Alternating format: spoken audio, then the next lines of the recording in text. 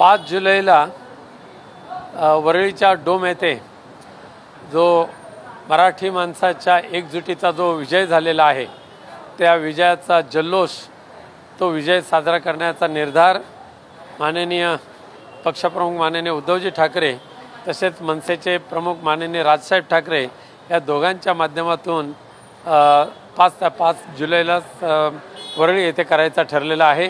Time उद्या कळेलच आपल्याला, परंतु एक जबरदस्त ताकद महाराष्ट्रातील मराठी माणसाची ही 5 तारखेला वरळी येथे उभी राहील। सर, ठाकरे ब्रँड हा फॅक्टर जो आहे तो किती महत्त्वाचा आता जाणून येतोय, एकंदर ही नांदी असेल का दोघांच्या एकत्र येण्याची?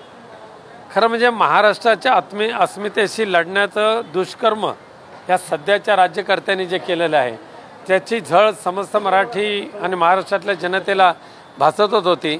सुदैवाने ह्या दोघांनी एकत्रित येऊन त्याच्या विरुद्ध आवाज उठवला आणि दाखवून दिलं, महाराष्ट्राने पण दाखवून दिलं की आम्हाला या महाराष्ट्राला ठाकरे ब्रँड जो आहे तोच नंबर 1 आहे। पण सर, पहिल्यापासून सांगण्यात आलं की कुठलाही झेंडा नाही आहे, फक्त मराठी माणसाचा अजेंडा याच्यात आहे, कोणाचा झेंड्याचा फोटो बिटो नाही, दोघांची फक्त नावं आहेत, हे जास्त महत्त्वाचं होतं का असं तुम्हाला वाटतं का? आहे ना, या महाराष्ट्रामध्ये मराठी अस्मिता ही महत्त्वाची आहे।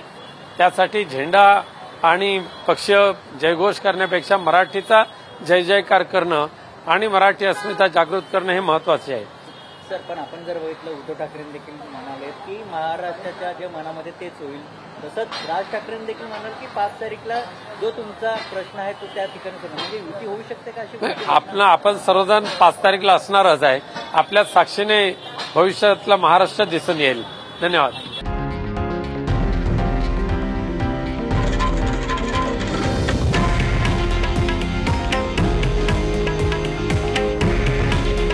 हे आहे देशातील नंबर 1 न्यूज नेटवर्क आणि आपण पाहत आहात TV9 मराठी। काळजी तुमची, हित महाराष्ट्राचं।